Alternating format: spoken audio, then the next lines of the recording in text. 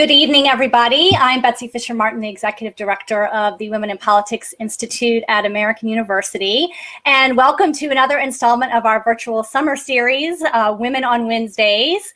To those of you new to our events, WPI is a nonprofit and nonpartisan institute in AU School of Public Affairs that aims to close the gender gap in political leadership. And we offer academic and practical training, and we facilitate research and discussions like this one on women in politics. So thank you for being a part of our conversation this evening.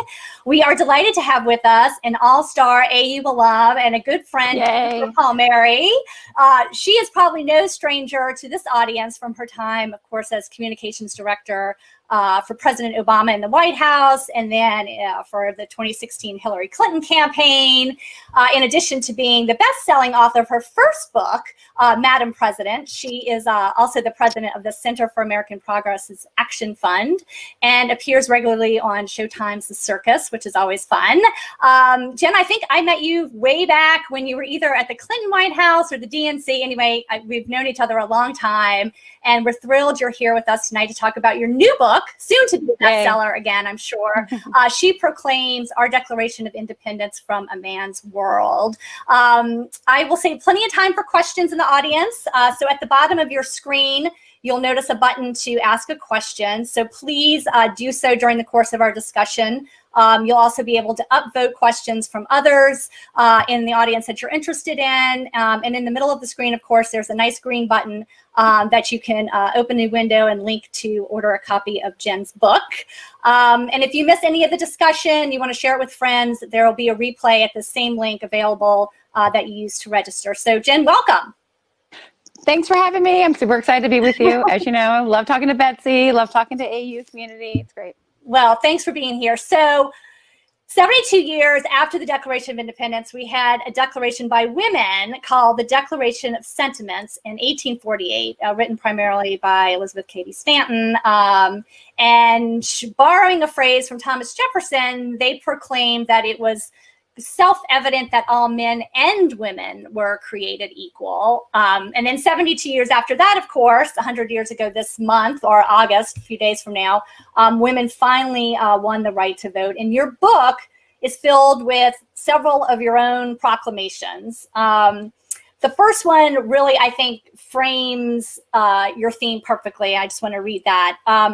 We proclaim, as women who continue to live in a world in which we are undervalued and underrepresented in positions of power relative to men, our Declaration of Independence from a Man's World. Explain what you mean here and why you thought it was important to put some of those notions front and center in this discussion. Because, like, listen to how powerful it is when you just read that. You're like, yeah, what are we doing? It's we've had the right to vote for 100 years. I kind of marked that as sort of the entry into the man's world, when women had the tools to kind of pry open the professional world and the political world. And 100 years later, we're still not just a little bit, like, consistently undervalued and grossly underrepresented in positions of power relative to men. And this is where you're like, we are not doing it wrong, right? There's not anything left for women to prove. For decades, we kind of followed a man's model, right? We should behave like them, act like them, sound like them, try to dress like them. And for a while that worked. You know, for decades, we made real progress. And then a few decades ago, and you know all these stats well, we started to sputter out and plateau. And I never thought of myself as a woman struggling in a man's world. I thought to say that was self-defeatist. Like, it's hard enough for women.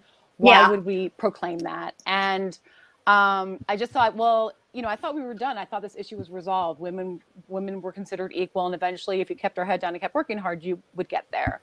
And we would achieve the same success as them. And then I had the realization, I'm not doing great in a man's world. I'm doing great propping it up. I am doing great making it run well for them. And that doesn't mean that men tried to hold me back. It just means we're operating under power systems that were built hundreds of years ago, that were built to accommodate men and value their efforts over women. And at some point, it switched. We're following their path, became a rut.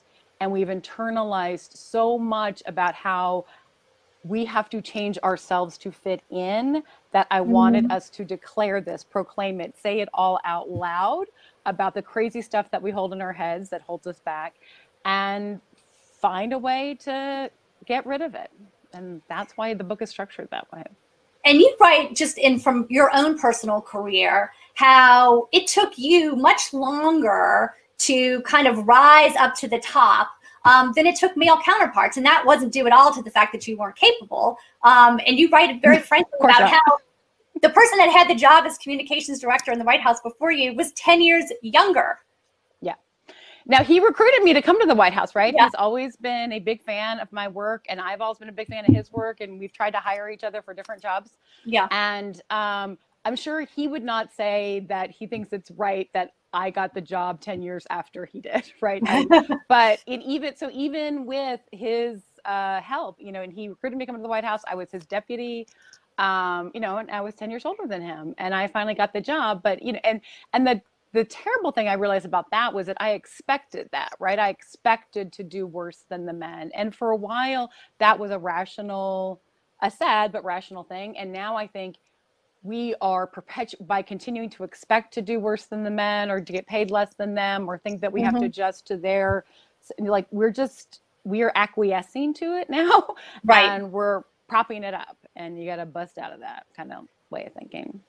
You write in the book, we have to reject the notion that the professional advancement of women is a zero-sum game, or we'll make it true. Talk about how you sort of have come to, as you reflect on your career, about working with other women and the need to actually help other women along the way. I have always wanted to be one of the women that helped other women, right? You want to be a sister. And I would do it, but I would have these misgivings. I would think, I may be helping the woman who's going to outshine me or replace me. And that sort of anxiety would sit there. I also would be concerned about, I can't be too obvious in my efforts to support women, help them get hired or get promoted, because then I look like I have an agenda and that I'm trying to push women instead of being worried about what's in the larger enterprise's best interests, right? And that's the big switch for me. The switch what I've realized, and there's also, as you know, Betsy, there's like plenty of sociological research that shows this, that more women in the room begets more women in the room. More women with power begets more women with power. We are actually not in competition with each other. We are each other's support system.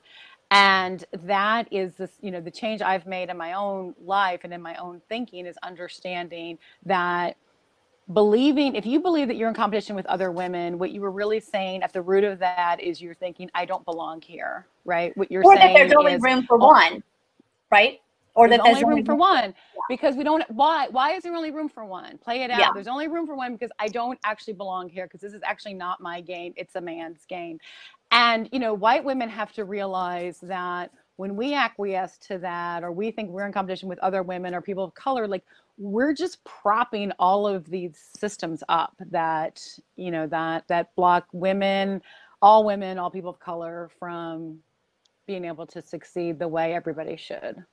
And you write about that magic number of like 30% being sort of monumental. Talk about that and why that is. Yeah, so there's a lot of research about that 30% tipping theory. It came out like in the 70s. That is for marginalized populations. That once you reach 30%, that is when you stop being treated as like an other and start just really assimilating into a workplace, so that if a workplace becomes 30% women, the women feel freer to advocate for other women because they don't feel like they're going to be looked upon as having an agenda.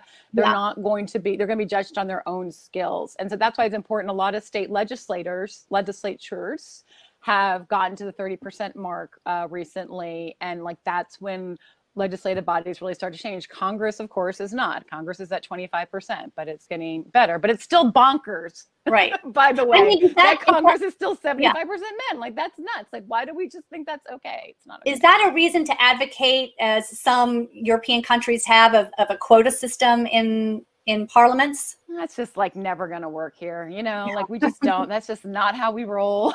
It's just not. So I don't think that's going to work in the US. But it does. But what I like about it is it's not far away, right? Yeah. Like, we're so close, and there can be like a big flip with 30%, and the 30% in the workplace, or 30% in Congress, or what, So that I find, like, I don't find that number scary. I find that number inspiring and exciting. You also share some info in the book about a Pew poll that I just wanted to share with folks as well. An interesting finding. Let me put that up there and see if everybody can hopefully see that. That shows millennial women more likely than other age groups to believe that men in America have it easier than women. 52% of millennials thought men had it easier. 45% say no difference. And the tiny little number on the end there, 3, is women have it easier. Right. Which is surprising. I was surprised, but I find that that makes me optimistic, because if young, I don't know if when I was a millennial, when I was their age, I probably wouldn't have wanted to admit that women had it harder than men, because that was not something we were supposed to admit, right? We were supposed to be tough and be like, of course, I can do anything a man can do, and I don't have it any harder than men do. But these young women are like, no, it's still crazy. It's still harder. And the fact that they see that and say it out loud is encouraging to me. And also, as we discussed the other day, Beth's poll that shows in America, men and women both think that more work, the number of people who think that more work has to happen in order for gender equity to be reached is growing. Why is that? Are we just more aware of inequalities now? Is like the Me Too movement? What do you think that is? Yeah, I think so. I think that Me Too, because in August of 17, right before Me Too really exploded, right, was when Pew tested this, and then they came back and did it around, this summer and spring and summer, tied to the 100th anniversary of suffrage, and they saw that it had set by 7 points. Women were like more impatient, thought more work needed to be done to achieve gender equity. I think for men, I think Me Too probably exposed like, wow, this stuff happens to women all the time on a scale that they had not perhaps appreciated. And for some of us, I think all women have had different awakenings. For some of us, it was the election of Trump. But I think that there's for me, I feel sort of a sense of relief to have all of this out in the open, like what we're actually struggling with when it comes to gender equality, when it comes to racial equality, because we know what we were dealing with. And I think before there was a lot of gaslighting and shadowboxing, and you're like, oh, it is still too hard. So what are we going to do? Right. That's where I like change the things that you can change that are in your own power. Because women have so much power, we make the world run. We for sure make the world run, right? Yeah. But we don't have the power to run the world. And that's the flip that needs to happen. But so maybe that's a good thing. Then that the more we're aware of the inequalities, more people can work on. I think so. Yeah. And good for people to be frustrated and think that more has to change. That's good. So you also have a section in the book called Sisterhood, Supporting Other Women. And we talked about supporting other women in the workplace. But sometimes we see that it's important for women to speak up. The saying from Homeland Security, see something, say something, right? This notion of when we see something that's wrong, that is being, sexist attitudes or some sort of discrimination, to speak up and say something about it. Yeah. And I find that, most men most men I work with have always they've always wanted women to succeed, right? They want women to do well. They understand that something's still not right. And so I find, I talk about in the book, appropriating, which is, which all women have experienced, which all women are guilty of doing too, which is not listening to an idea when a woman says it, but when a guy says the same idea, you're like, wow, that's so smart, Jeff. And I find you have to call that out. That would happen on the Clinton campaign. It would happen to Hillary Clinton by her male staff on her campaign. Well, we had Valerie on a couple weeks ago, Valerie Jarrett, and she talked about that in the Obama White House, and how, some of the women came together and tried to support each other through that. Yeah, because we would just, and sometimes, it happens sort of organically that you just are each other's echo chamber. And so you're like, hey, Cecilia had a great point, or you know, Kathy Rumler, I don't know, she's the White House counsel. Maybe we should maybe we should have something out. Yeah. Question about legality, or Lisa Monaco is the head of counterterrorism, so maybe she knows a little more than the pollster does about that question. So we do things like that, but I do find when you call it out, say, like, I know you didn't mean to do this, but you just repeated what he said when, you know, when a woman said it before. People are, you know, and women do it too, right? Because we're all just, our whole life we've been sent signals that men are more interesting, more powerful, more valuable than women, our entire life. So we are attuned to hear their voices first too. And you, see something, say something, and also see something, say something. If you have something to say not related to sexism, right, that hasn't been said, a lot of women will just sit back and if they have something different to contribute than what's being said, they think that it's not worthy. But of course, if you have something different to say than what's everything else has been said, it's actually more valuable, more important for people to hear. And you write about it, speaking of voices, I mean, you write about sort of the two questions going on in your mind as you're trying to either publicly speak or speak during television interviews, and you're questioning yourself. How did you realize that that's what you were doing? Explain that to folks. Here comes the pooch wandering through. Oh. So this is, I bet a lot of women, I mean, did this resonate with you, Betsy? Yeah. Right. I think a lot of women have this. So it's, I'm better now because now I just say what I think. But when I truly was White House communications director, I had a hard time with cable news interviews because, you know, they ask you a question. The first question is all set up to be some kind of gotcha. And I would buy into the premise of the question because I wanted the person asking the question to feel heard and understood and to come off as pleasant. And I'm shocked that you would say that about cable news, Jen. I know. I try to bait you on the first question. I know. You know, it's distressing to that, but I would find that would sometimes happen.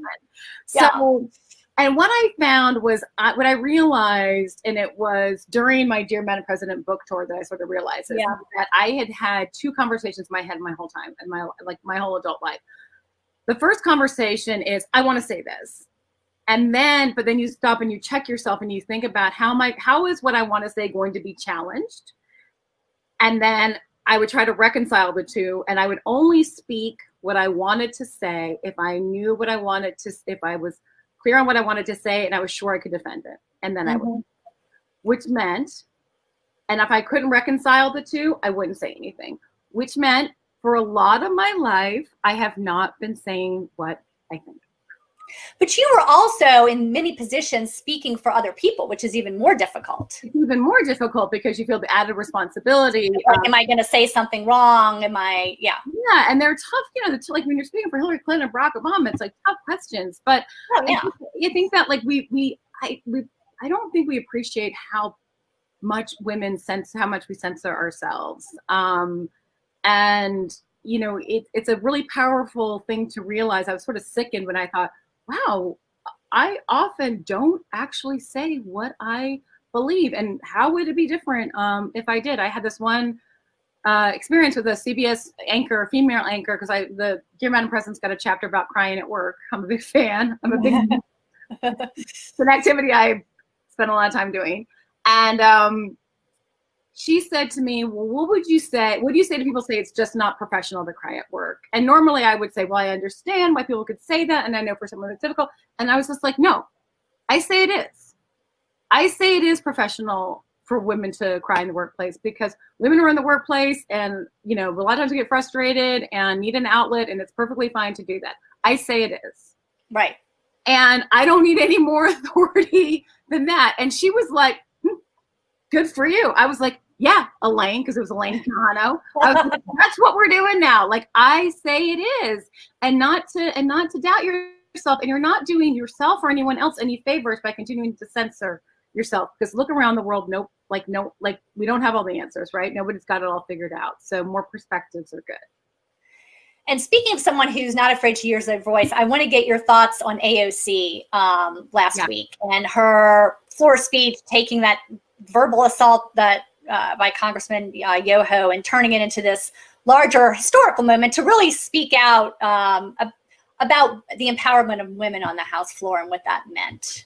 And also, how is she able to be so an effective communicator in so many ways? Yeah, she is a remarkably effective communicator, and she's a very able politician. And I did two things. I wrote a piece about this for Vanity Fair last week, actually before she actually gave her speech, and then I did a video for Recount about just about how effective, like trying to breaking down how effective she is, because you know, she is a young Hispanic woman who ousted an incumbent. She's like a walking threat in Congress, right? She represents a threat to the way power has traditionally been divided up in Congress. And she knows that. And so she's had to adapt her own style from being an activist to being a congresswoman. You know, she shouldn't have to do that, right? She shouldn't have to be worried about being a woman or being a young woman. But what she's done is she's internalized lessons that make her more effective. And that's what's so interesting. Right. You know, when Yoho, you know, calls her what he does, she doesn't lash out. She doesn't make it about herself. She had a little kind of snarky tweet back at him that like kept her power. And then she rallied all of her colleagues to her side and made it came to the House floor, made it a much larger moment about women in general. And I think that there's going to be books written about that, everything that led up to that moment. You know, I think we're going to remember that as a historic time. But she's extraordinarily effective because she's so authentic. She owns all of her story. That gives her standing to like break down tropes that other members of Congress fall prey to. And you know, I think that's why she's such a breakout star and why she's so effective at explaining policy in relatable terms. Right, because she could have very easily just let it go, right? And just, as many as probably would, just, you know. She could have let it go. And she's so interesting. She doesn't talk about herself, but she elevates the institution, right? She's exactly. a congresswoman. I represent these people. And it's like the message is, by offending me, you're offending these, like the good people of Queens. Yeah. And, you know, I think that she's had to learn quickly how to fit in, like all women have. You know, this is what I want women to appreciate, is that by working hard to fit into a man's world, you've developed really valuable skills that you should be proud of. You should leave behind the, you know, the doubts, leave behind the things that make you doubt yourself. But by all means, embrace how resourceful we are, how astute we are, because we're always listening carefully, how we always figure out a way to get the job done. Just make sure that what you do is truly valued for the worth it has and brings to the world. And how did you think about this in the Hillary Clinton campaign? Because, you know, people would refer to her as being shrill, or her voice. And I mean, I'm sure as a communicator, you had to think through all of those things. So how did you try to counsel her through that process? So we would get, you know, at first I was like, I got on the campaign, I was all excited, like, I'm going to be the person who figures this out. I'm going to be the person who figures out how Hillary can have a great relationship with the press and people see the real her and kind of leave behind this polarizing image. And then after a few months, I realized I'm not going to be able to do that, because the polarizing image, the doubt people have about her and her voice and her ambition, and there's just something about her I don't like. It's not really about the person Hillary Clinton. It is about it's doubts and sort of unease, confoundment we feel about watching the first woman go through this process. It didn't seem revolutionary in the moment that a woman was running for president, but you know, when you look back over history, it's a very big deal for a woman to be in charge. And it doesn't mean that people didn't like her or thought her voice was shrill or all sexist. It's just we are used to seeing a man in that role and having her voice, being questions about her ambition. Why does she want this job? She's always so sketchy. She's always hiding something. You hear the same things about Kamala Harris. She's so ambitious. She's too cautious. She doesn't show us her real self. And I'm like, whoa, that when you hear these really sort of vague, uneasy, I just don't really know, but there's something about her I just don't like.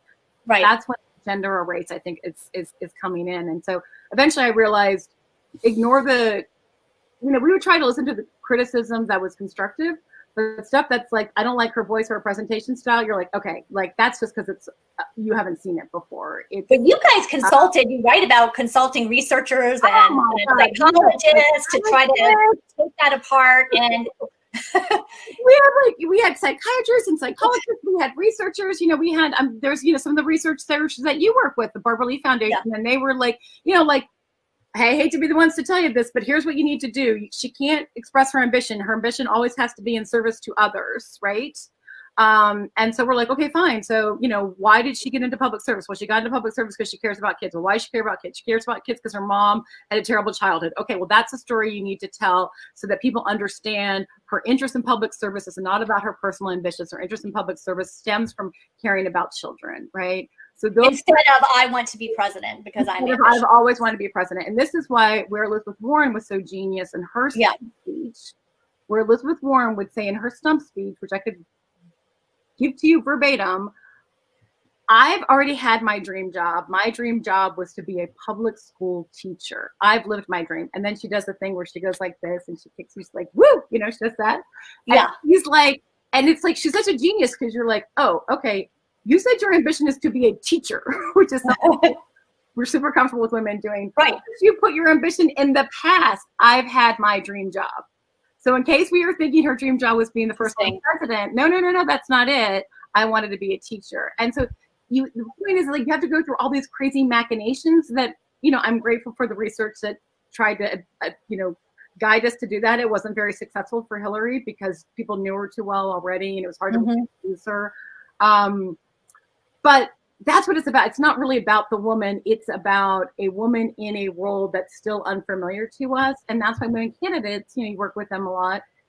They just have to gut through this piece of it. And I think, and women need to, I got a chapter on ambition. You got to celebrate your ambition, the ambition of other women. When other women make it, you got to be like, yes, that's great. Good for her. It's great that she wants to do this. Like, right. It's like we admire it in men, and we have to, like, this is our charge. We got to get past over this hump that women being ambitious is an undesirable quality in them. So I want to ask you, as the suspense is growing day by day here, about the VP pick for Biden. But first, I want to let everybody express their own vote here. And I want to, down at the bottom of your screen, you'll see a poll, everybody. And if you can go there, and I'm just curious on the audience, who everybody out there would like to see as Biden's VP pick. So if you, everybody go to the poll and please cast your votes while we have this discussion about the VP pick. All right, so tell us, and in fact, we have one question from the audience about this too. How is the campaign preparing for the VP pick? What is that process like? I think that they have, well, there are some Clinton veterans on that campaign, and they understand. I think they all understand that whoever it is, she's in for a rough time because we have three, white men, older white men that are set on the ticket, and so we're going to put a woman in this dynamic, probably a woman of color, and things just go haywire with women in politics still. And plus, that Trump will go after her. Of course. Right.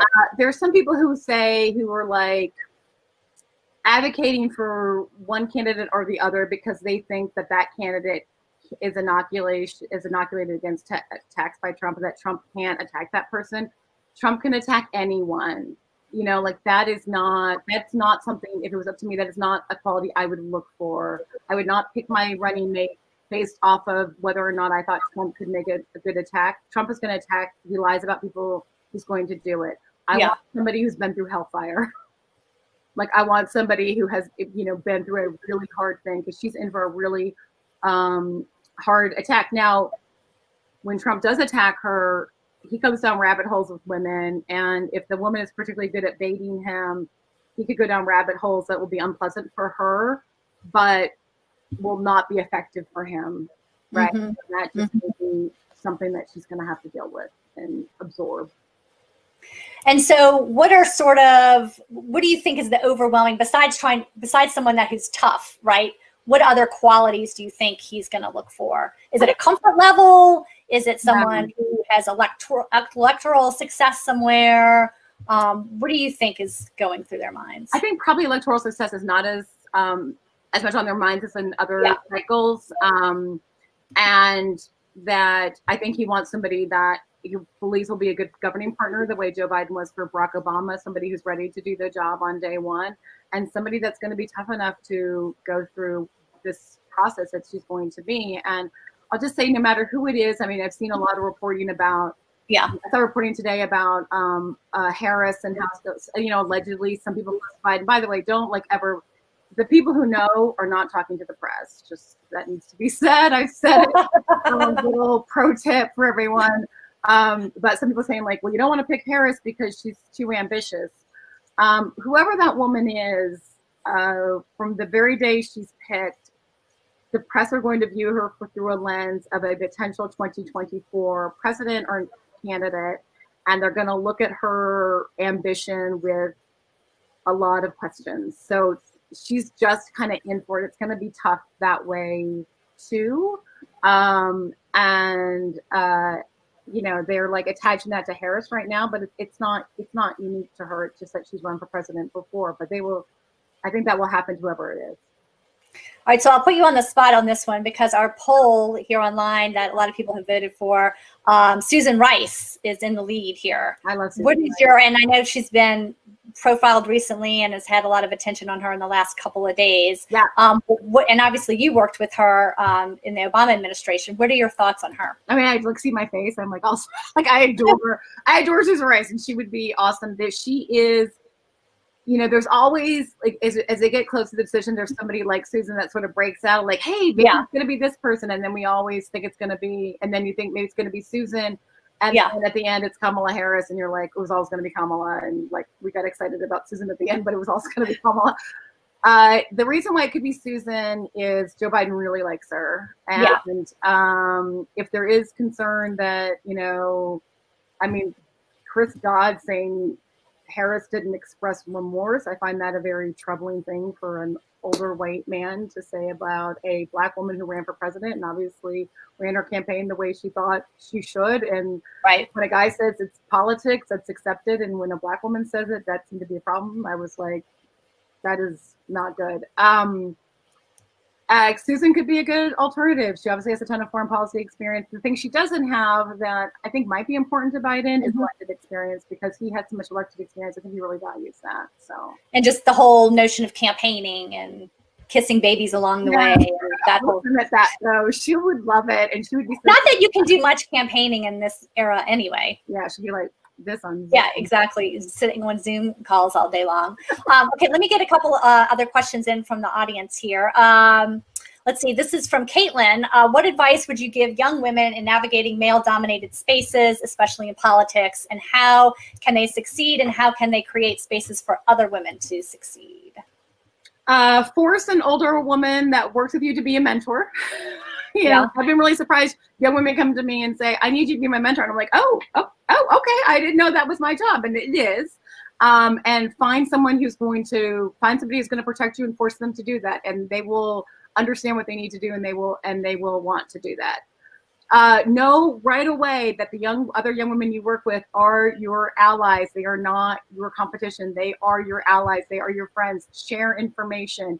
Ask everyone what they're making. When you get hired, ask if men are being paid more money than you. Like, you just have to advocate for yourself from the front end. And I know for some young women, it may be you're in a male-dominated profession, and what I'm saying is too radical for that particular setting. Like, ramp one step back, but you do have to be pushing the envelope. And there is a strength in numbers. Women really do make the world run. We really, really do. And if we band together, you're going to be a force. The women who are the most successful that I know are the ones who never cared what men thought. Tomorrow or next week, I'm talking to Kara Swisher. If you all know her, she's got a great podcast. That woman is fearless. From the day she entered the professional workplace, she never cared what men thought about her. She never cared what anybody thought about her. And that is a real superpower. Now, it can't work for everyone, but like, don't doubt that as something that's in your ability to do as well. Jessica has a similar question, but she wants to know, when you're in a workplace that's dominated by men who will not allow you to move up. And she says her gut instinct is sometimes just to move on. Yeah. I think that is, yeah, no, I think that's right. I talked to a woman the other day who, this is what, but you can push on it. Like if you want to stay and otherwise it's a good place. You know, what I find is a lot of times women will be considered for a job, and then men will get promoted over the women. Sometimes even when the woman has a more experience because the guy's just a better fit, right? He's just a better, it's nothing against you, he's just a better fit, or maybe you're overqualified, so you're not the right fit. And you really have to push against this. And I have a chapter for men too, about things they can do. Is like when you interview people and you keep defaulting to the white guy because he's just a better fit. Of course he's a better fit. Right, because that's what we're used to seeing. Yes, of course. You have like the sports analogy in the book. Yeah, that we, you know, if we had grown up all our lives sitting around the TV watching women play soccer every Sunday instead of men play football, and the local high school organized their sports so that, you know, the boys played on the weekdays and the girls got to play on the weekends. Friday nights, yeah. Friday Night Lights was all about girls soccer, and every time a president opened her mouth, all 45 of them, it had been women, and only 7% of the Fortune 500 CEOs were men. If that's the world you lived in, you would have a lot of doubts about yourself too, and you would not fit in either. And I think, so it's like, of course he's a better fit. I may do the job differently, but here's how I would do it better. But I would challenge them, particularly if you're willing to go, if you're willing to leave anyway, challenge that. Because I think, you know, and most men want women to succeed, right? This is right. Not, but they just don't see it. They're lacking in imagination of what it could be like for, you know, women to do the job differently. Here's a question from Pam, back about AOC. She said, I loved what she said, but I had to warm back up to her because of how she was to Pelosi. I guess it refers to when she was coming in and not voting for Pelosi for speaker. Could you comment on that? I think she's learned a lot. It's interesting to me. I mean, look, I actually like, even though I was a big Hillary person, I actually like Bernie Sanders, that old curmudgeon. But she's learned more in 18 months about how to be effective in Congress than Bernie Sanders has learned in 30 years.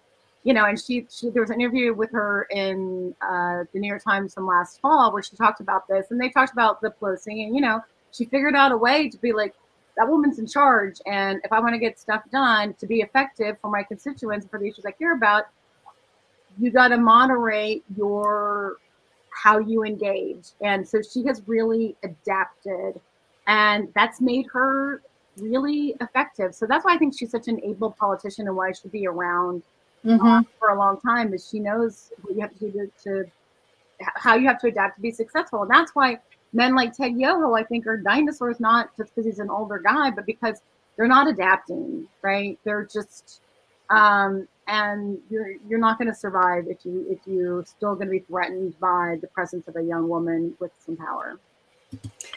Here's a question from Michelle. How can women get and keep permanent seats at Biden's table? How can women get and keep permanent seats at Biden's table? He's going to have to be in his face. I think that he will.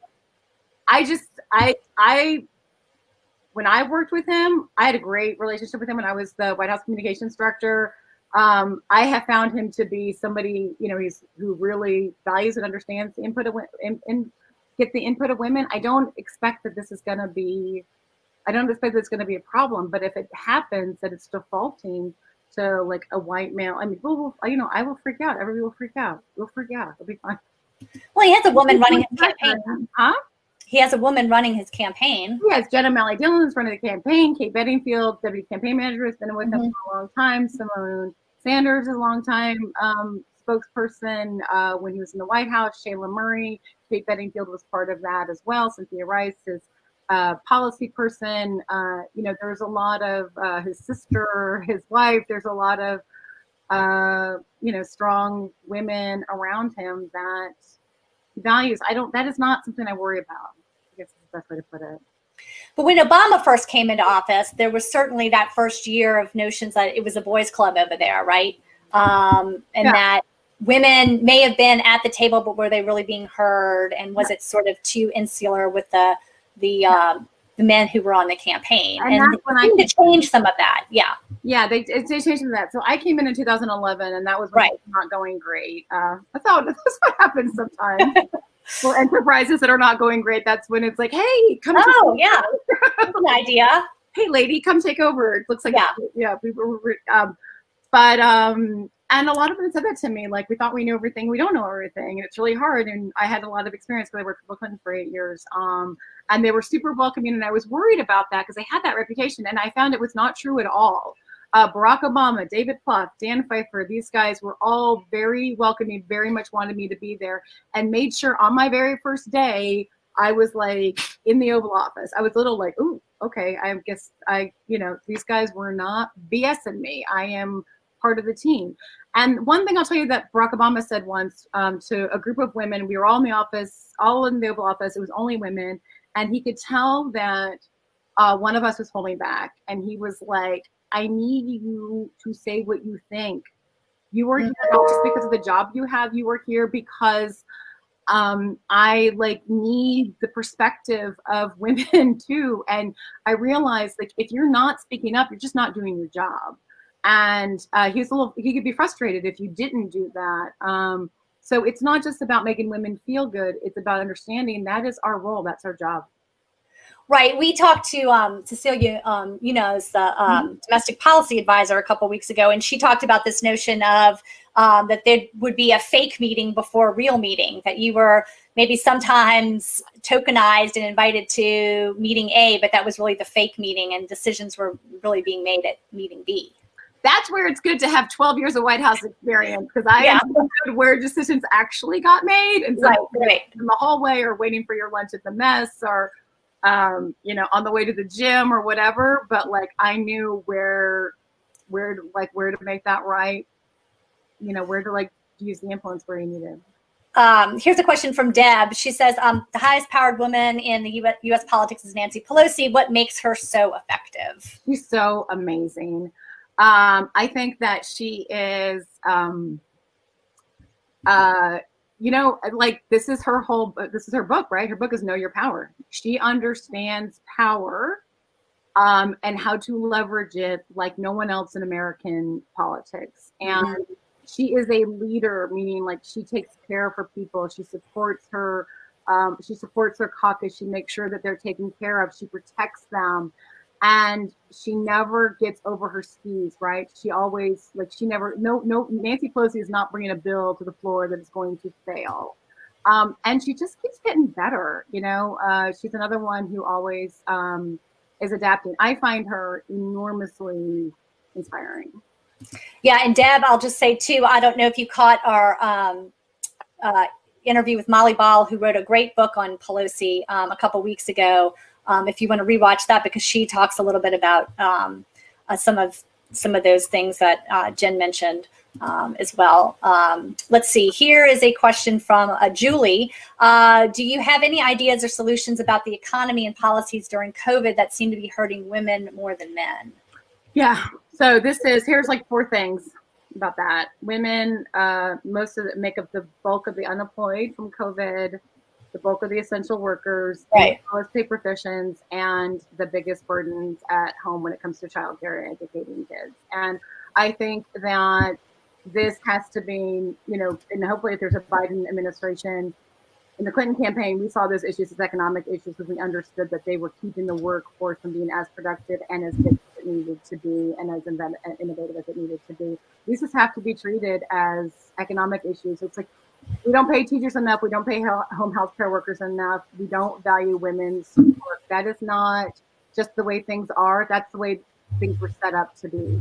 Okay, that's a big difference. They were set up to be that men's work is valued more than women, and there is no reason that home health care workers and teachers are not paid for the incredibly important work that they do. That's a long-term problem, but I think it's got to start with, and women have to band together and demand this. I mean, women I know that are raising, Betsy, you're doing this. I mean, raising children at home during this time are at their wit's end, and that's got to be political pressure applied to change it. Mine's a teenager, so I'd be at my wit's end regardless, but COVID or no COVID. Let's see, here's a question from Jessica.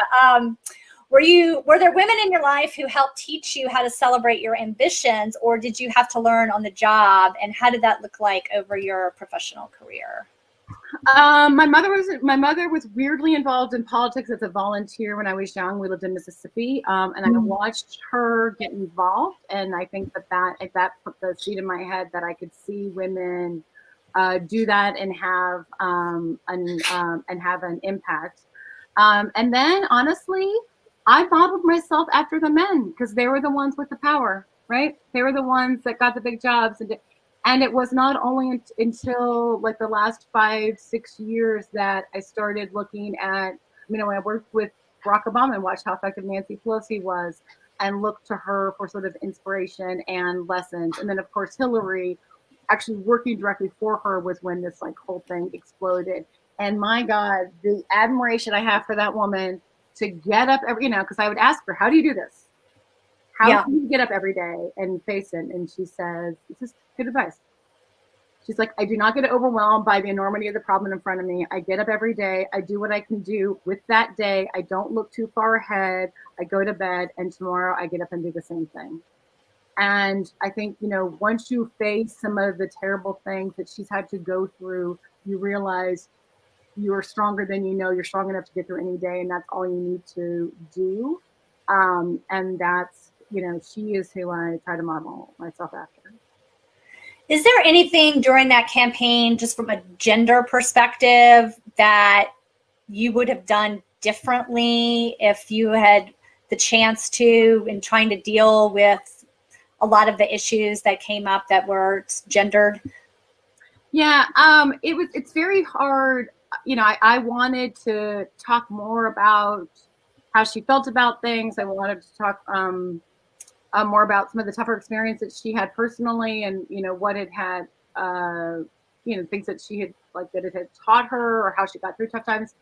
And she felt, and I think she was probably right in the moment, that was not going to be received well. It's just a different universe than we are in now. It's just really so. And I think that the way emails ended up being sort of the vessel by which we, as the broader community in politics, kind of, it's, that's where the suspicion around her and her ambition kind of took hold. And I don't think there was anything that we could have done to actually get over that. But that was, I think, was sort of destined for the first woman. Kirsten, I should have mentioned her brand in the last answer, because I really do admire Kirsten's I want to be the first woman president. Out of the box. Yep. And I'm running a pro-woman, I am running on a pro-woman agenda, because I actually think that more women in power would be good. Do you think that wouldn't be good? Because I think it would be good. And I've talked to her about it, why she's so fearless about expressing that. And she attributes it to sports, which is interesting. Sports is so powerful. She said because she did sports so much growing up, she's not afraid to lose. And she thinks a lot of women are afraid to lose. And that's why they have this fear about expressing it. But I think that her, just really unforgivingly ambitious, feminist, campaign is going to help women over the long term. So while we have you, since you are an AU alum, can you talk a little bit about your experience at AU and what you studied, and coming up from Mississippi, and how that got you interested in politics in the first place? It was at the time my dad was in the Navy, so we moved less than we were in California when I was in high school, and I went to a summer program at Georgetown, and I had a professor in high school, and had a professor who was from AU, Bill Kimberlin, who was an amazing political science professor, and he was like, you should check out AU, and I wasn't familiar with it. But I knew I wanted to study politics, and so I was like, I want to be in a place that really values experience as well as the academics, and that's why I went there, and it worked out. I worked for my congressman. I interned for him. I ended up working for him. Leon Panetta? Yeah, I was really lucky. Leon Panetta was my congressman. I was a total joker as a congressman. I had Leon. So yeah, it took me to the Clinton White House, and he became, Secretary of Defense under Obama. So it was a great way to learn. But I found it, and I was a swimmer. I had an athletic scholarship too. But the importance of doing internships in Washington, right? I mean, students at AU do so many of them, but I think they're so important. It's just the whole deal. Like, if you want to be in politics, intern on the Hill or a campaign, it's just like it's how it all happens. You get into a community that, for better or worse, is pretty insular, but it's not hard to get in. And once you're in it, you're in it. I want to let everybody know about some other upcoming folks we have on Wednesdays. Let's see if I can make this full screen. Yes, here. So next Wednesday, on August 5th, we are going to have Congresswoman Jaya Paul, and she has written a new book, Use the Power You Have, A Brown Woman's Guide to Politics and Political Change. So she will be there on August 5th, and then we'll be away for 2 weeks while I take my high schooler to college in Texas, a road trip. And then we'll be back actually on the anniversary of suffrage, on the actual date that the 19th Amendment took effect. And we will talk about suffrage at 100 with two professors who have just written or co-edited a new book called Suffrage at 100. So we will do that at 7 o'clock time, different from our 6, because one of the professors has to teach a class. And so we will have that at 7 on the 26th. So I hope everyone can join us for that. And Jen, I want to thank you so much for being here with us tonight and for taking questions and for all you do. I know you are a big supporter of the Institute and our work, so I want to thank you for that as well. So fun, Betsy. Thank you. It was great. Loved it. Loved all the questions. Thank everybody for great questions. Great. Well, I hope everybody has a good rest of the week, and we will see you next week. Thanks. Thanks.